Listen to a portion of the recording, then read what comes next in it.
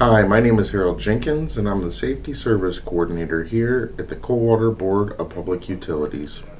Chapter 1, The Cyclone. Dorothy lived in the midst of the great Kansas prairies with Uncle Henry, who was a farmer, and Aunt Em, who was the farmer's wife. Their house was small, for the lumber to build it had to be carried by wagon many miles.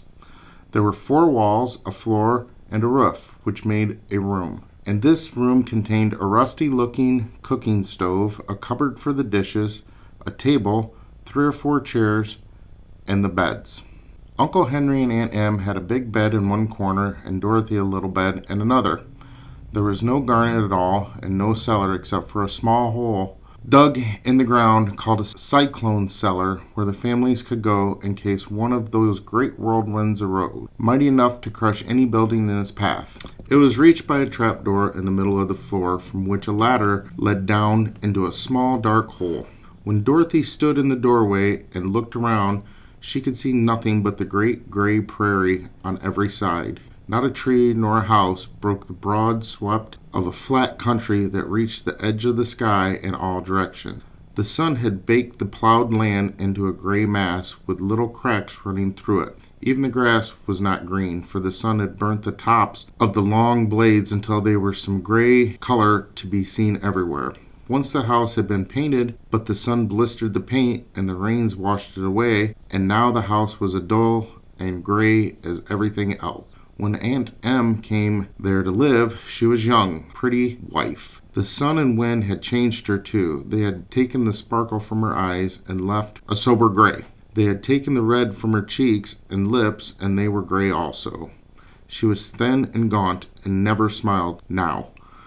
When Dorothy, who was an orphan, first came to her, Em had been so startled by the child's laughter that she would scream and press her hands upon her heart whenever Dorothy's merry voice reached her ears. And she still looked at the little girl with wonder that she could find anything to laugh at. Uncle Henry never laughed. He worked hard from morning till night and did not know what joy was. He was gray also, from the long beard to his rough boots, and he looked stern and solemn and rarely spoke. It was Toto that made Dorothy laugh and save her from growing as gray as her other surroundings. Toto was not gray. He was a little black dog with long silky hair and small black eyes that twinkled merrily on either side of his funny wee nose. Toto played all day long, and Dorothy played with him and loved him dearly. Today, however, they were not playing. Uncle Henry sat upon the doorstep and looked anxiously at the sky, which was even grayer than usual.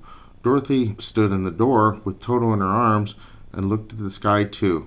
Em was washing the dishes. From the far north they heard a low wail of the wind, and Uncle Henry and Dorothy could see there was long grass bowed in waves before the storm coming. There now came a sharp whistling in the air from the sound. As they turned their eyes that way, they saw ripples in the grass coming from that direction also. Suddenly Uncle Henry stood up. "There's a cyclone coming, Em," he called to his wife. "I'll go look after the stock." Then he ran towards the sheds where the cows and horses were kept. Aunt Em dropped her work and came to the door.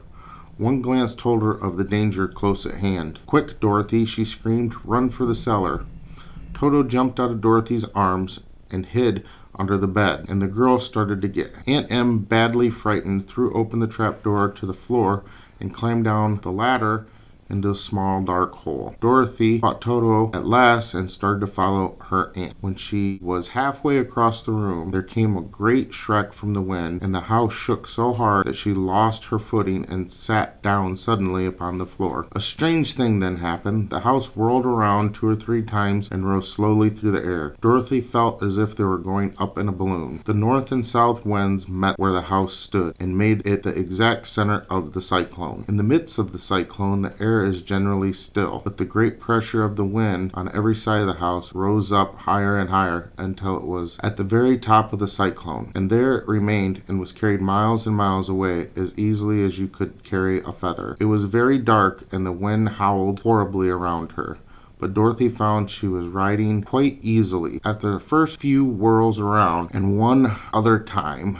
when the house tipped badly, she felt as if they were being rocked gently like a baby in a cradle. Toto did not like it.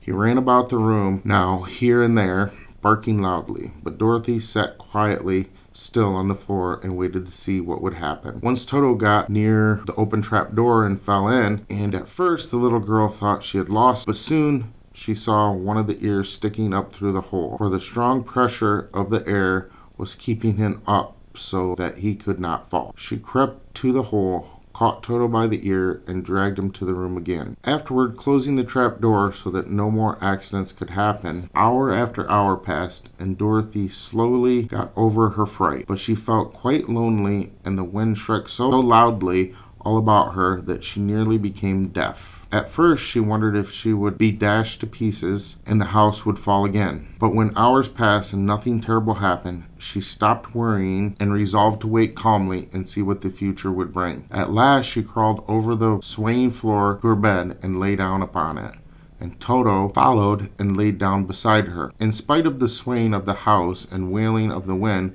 Dorothy soon closed her eyes and fell fast asleep. Some of the items you should have in your home to be prepared for severe storms are: first, a fire extinguisher and a gallon of water. 1 gallon of water per person per day for drinking and sanitation.